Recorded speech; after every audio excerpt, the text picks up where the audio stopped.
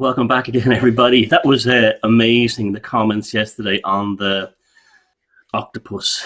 Sorry, I got no sleep last night, mainly because I was buzzing about the whole octopus thing. And wow, the whole thing was just mind-blowing. The eight tentacles is a parable to Sleipnir, Odin's horse, the eight-legged horse, the sea stallion steed, eight being the symbol of infinity on its side, 9 brains, 8 legs, the 9 worlds. We're busting through the Christian overtones, I think, using this chaos paganism, this kind of free-form, sort of improvised stuff that we're throwing out there and letting the discourse and dialogue flow. So I really want to thank you for all that. Now, in the spirit of yesterday probably accidentally busting through the Christian editorialization of the Norse myths, today I would like to do the same with possibly the Celtic myths. Now, according to the Book of Invasions, the first person to come to Ireland was a daughter of Noah with a group called the Parthenons. So right off the bat, they signaled that Ireland had no history before biblical history. This is what these middle-aged monks who refer to the Irish as Gentiles wrote in the Book of Invasions. Now, we're going to talk about this further. Parables, allegory.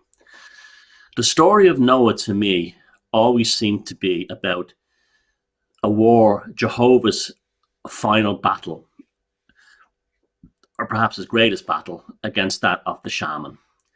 Now, this is significant.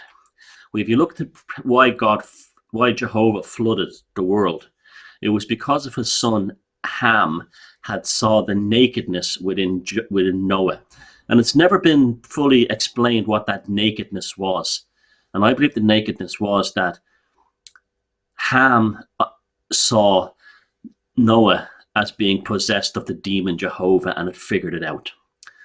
And this has been, the book of Ham was then used, as well as the flood, to biblically justify the destruction of the Canaanite pagans. Now, so Ham preferred to stick with the old religion, it seems, and Noah, possessed by the demon Jehovah, decided to build an ark. Now, we all know that's the story of the ark is absolute nonsense, because there's no way you could build a boat that big. All the demographics is completely wrong. But secondly, let's turn it into allegory and parable, okay?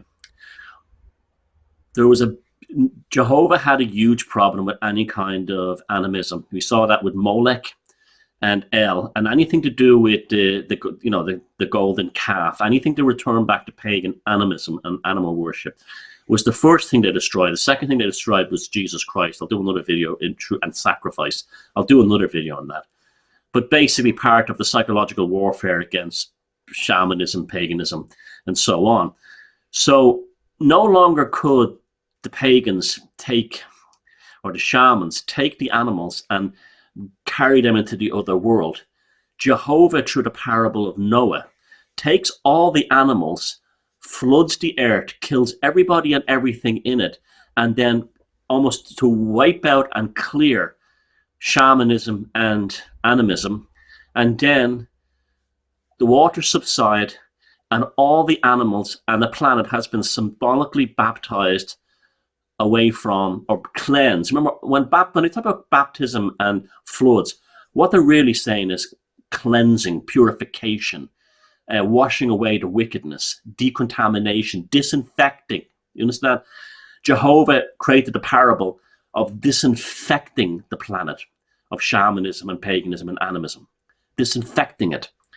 And the animals that survived were not to be used for shamanic purposes, because they had been, rather than the Noah going into the animal to, transport to other worlds, which was common in shamanism everywhere, the animals entered into Noah in the ark, and the ark became the reverse. It's really gaslighting, really, when you think about it.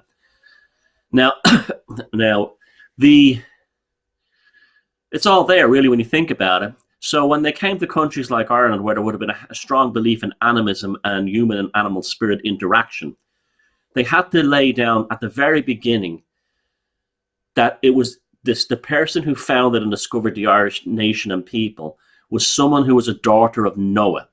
Being a daughter of Noah, and with the story of to immediately put the Noah parable and story directly first and foremost in the consciousness of the Celtic and Gaelic people, was to take them away from the Morrigan, the bow goddess, and all the other animism, the Shannon, River Shannon, the salmons, all the other animal gods and goddesses in Ireland, and replace it with this new Jehovah idea that the animals and the animists serve Jehovah's servants on earth.